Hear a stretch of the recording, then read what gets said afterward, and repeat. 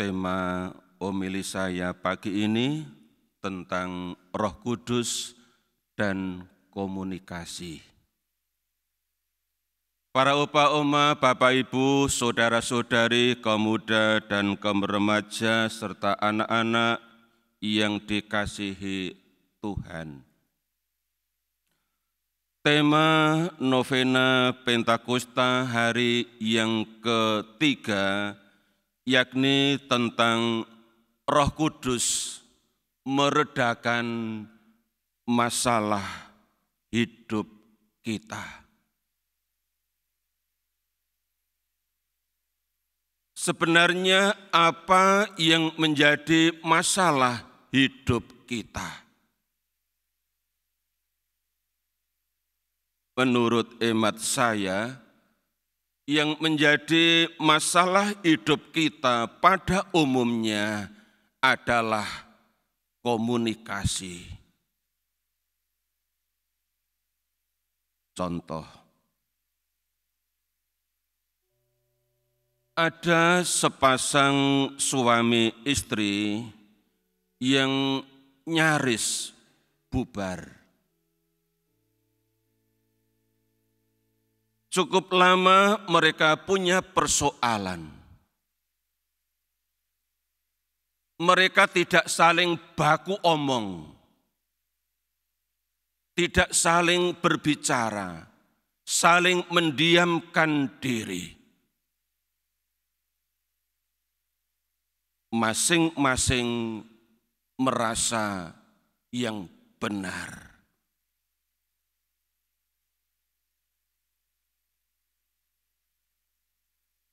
Melalui seorang mediator, mereka dibantu untuk mengatasi persoalan hidup yang lama tak selesai-selesai. Lewat seorang mediator, mereka bisa duduk bersama. Mereka bisa berdialog. Mereka bisa berkomunikasi, mereka bisa mengungkapkan apa yang selama ini menjadi beban pikiran, yang selama ini menjadi beban hatinya. Masing-masing mengungkapkan dari sudut pandangnya sendiri. Yang menarik bahwa mediator ini bukan hanya membantu mereka untuk berkomunikasi satu terhadap yang lain dengan pasangan hidup, komunikasi secara horizontal, tetapi mereka juga diajak untuk membuat suatu komunikasi vertikal. Masing-masing diberi waktu untuk mengomunikasikan apa yang sudah dikatakan terhadap pasangan hidupnya, sekarang dikomunikasikan kepada Tuhan.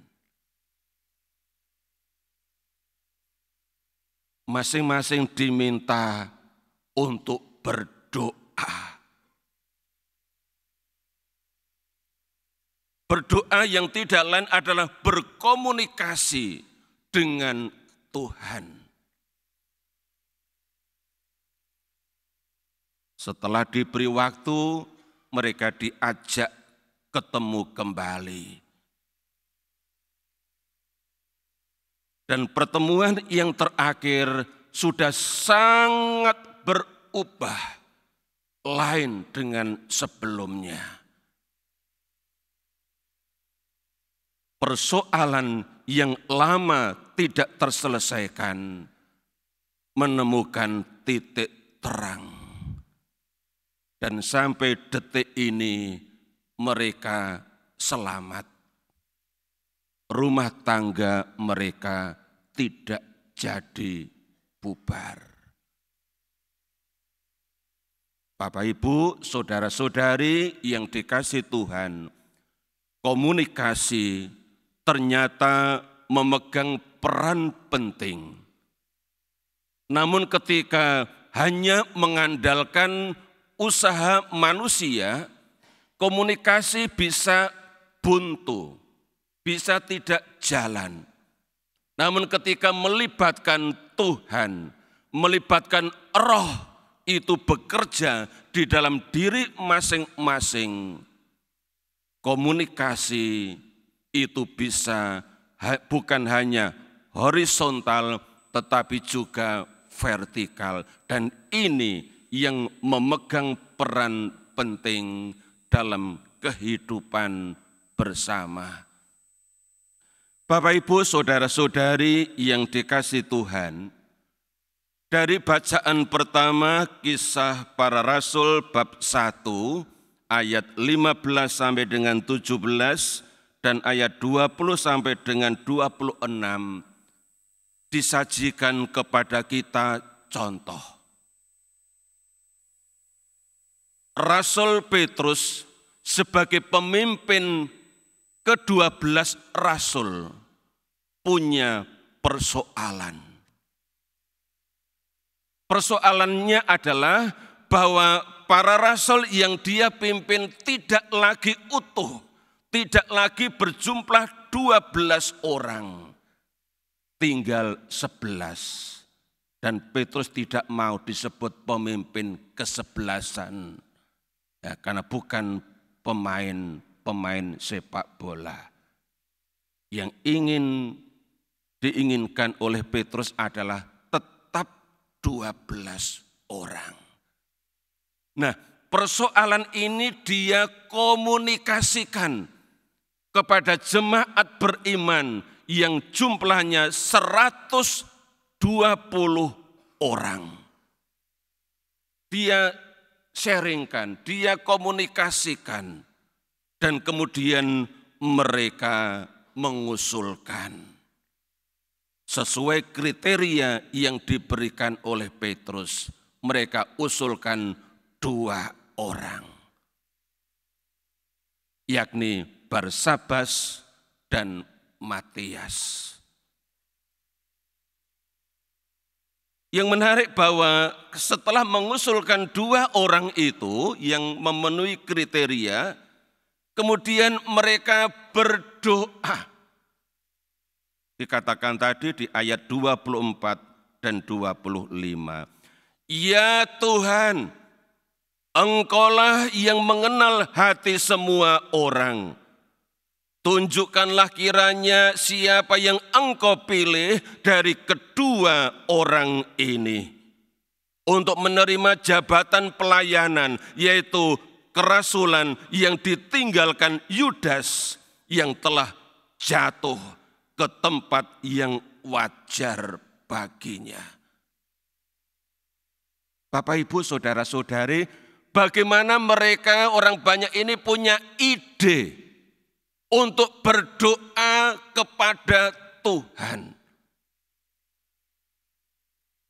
Ide itulah yang diberikan kepada mereka oleh Roh Kudus. Roh menggerakkan mereka untuk sehati, sejiwa berdoa kepada Tuhan. Roh Kudus membangkitkan dalam hati mereka, membawa persoalan mereka kepada Tuhan. Supaya seorang rasul yang akan menggenapi dari jumlah 11 itu bukan hasil rekayasa manusia, bukan hasil lobby-lobby di antara para rasul, tetapi sungguh-sungguh merupakan pilihan Tuhan. Itulah sebabnya dalam Katekismus Gereja Katolik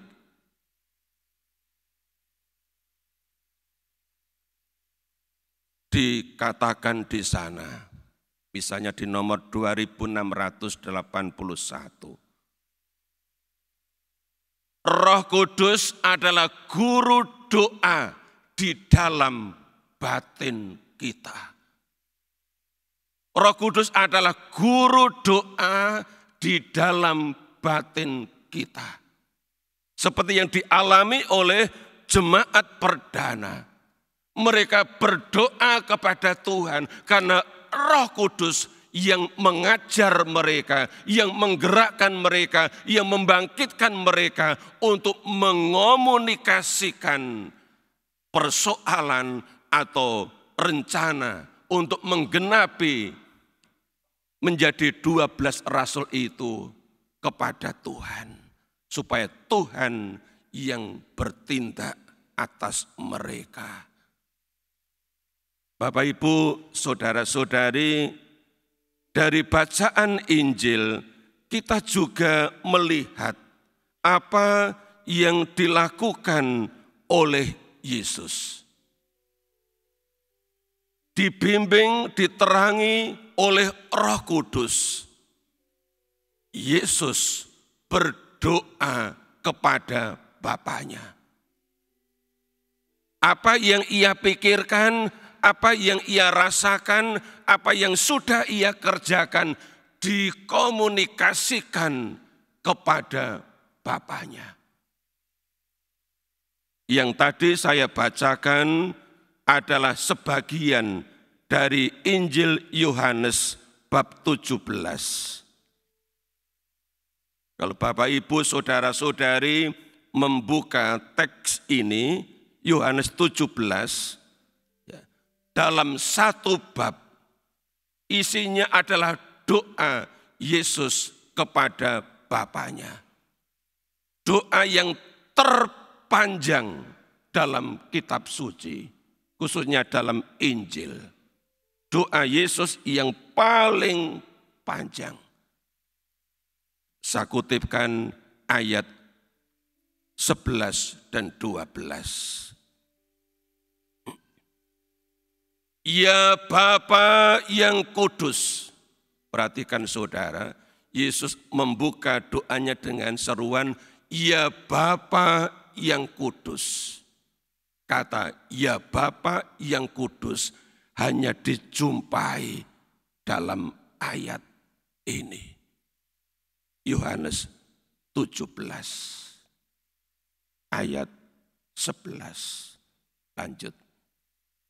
Ya Bapa yang kudus, peliharalah mereka dalam namamu, yaitu namamu yang telah Engkau berikan kepadaku, supaya mereka menjadi satu, sama seperti kita. Ketika Yesus mengomunikasikan isi pikiran, isi hatinya, ia menyampaikan sebuah permohonan. Komunikasi itu dalam bentuk permohonan. Peliharalah mereka dalam namamu, yaitu namamu yang telah Engkau berikan kepadaku, supaya mereka menjadi satu. Yesus minta kepada Bapanya supaya Bapa memelihara mereka, menjaga mereka, supaya mereka tetap satu. Seperti Bapa dan Putra adalah satu, tidak terpecah-pecah, tidak terpisah satu dari yang lain. Lalu di ayat 12, Yesus katakan, selama aku bersama mereka, aku memelihara mereka dalam namamu, yaitu namamu yang telah Engkau berikan kepadaku. Aku telah menjaga mereka, dan tidak ada seorang pun dari mereka yang binasa selain daripada dia yang telah ditentukan untuk binasa, supaya genaplah yang tertulis dalam kitab suci. Di ayat 12 ini, Bapak, Ibu, saudara-saudari, Yesus memberikan informasi, bukan permohonan. Selama aku bersama mereka, Aku telah memelihara mereka dalam nama-Mu. Dari sini kita tahu bahwa ketika kita berdoa, kita berkomunikasi dengan Tuhan, kita berkomunikasi dengan Allah. Bisa syukur, bisa permohonan, bisa penyerahan diri, bisa juga sekadar informasi. Sekadar cerita. Ya, menginformasikan itu pun sudah merupakan sebuah doa. Contoh dalam kitab suci yang terkenal di Yohanes bab 2 ayat 3. Ketika Maria ibu Yesus melihat tuan pesta kehabisan anggur, Maria datang kepada Yesus dan bilang, mereka kehabisan anggur. Ini informasi, bukan permohonan. Mereka kehabisan anggur. Kalimat yang pendek ini menggerakkan Yesus untuk berbuat sesuatu meskipun belum saatnya. Dan saat itu terjadi mukjizat pertama dikerjakan Yesus di Kana yang di Galilea itu. Contoh lain. Dalam Injil Yohanes juga, Yohanes bab 11. Ketika Lazarus sakit keras, hampir mati. Marta dan Maria, kedua saudari Lazarus, menginformasikan kepada Yesus. Yohanes 11 ayat 3. Informasi itu berbunyi, Tuhan, dia yang engkau kasihi sakit. Marta dan Maria tidak omong, Tuhan tolong sembuhkan kakak saya, saudara saya Lazarus yang sedang sakit keras. Tidak, hanya informasi, Tuhan dia yang engkau kasihi sakit. Ini salah satu atau contoh lain bahwa dalam berkomunikasi dengan Tuhan bisa macam-macam, bisa permohonan, bisa sekadar informasi, menceritakan, menyampaikan, menginformasikan apa yang kita pikirkan, apa yang kita alami, apa yang kita lihat, apa yang kita rasakan, diungkapkan kepada Tuhan, diinformasikan kepada Tuhan. Ternyata doa juga bisa sedemikian simpel.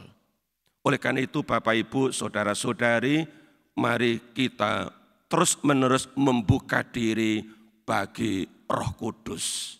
Khususnya sepanjang hari-hari novena Roh Kudus. Kita mohon agar Roh Kudus makin berperan dalam hidup kita. Sehingga kita makin komunikatif. Baik terhadap anggota keluarga, pasangan hidup, anak-anak, orang tua. Bahkan makin komunikatif dengan Tuhan. Sehingga masalah apapun yang kita hadapi bukan hanya reda, tapi bisa diselesaikan jika kita membuka hati bagi Roh Kudus bekerja di dalam setiap kita. Tuhan memberkati.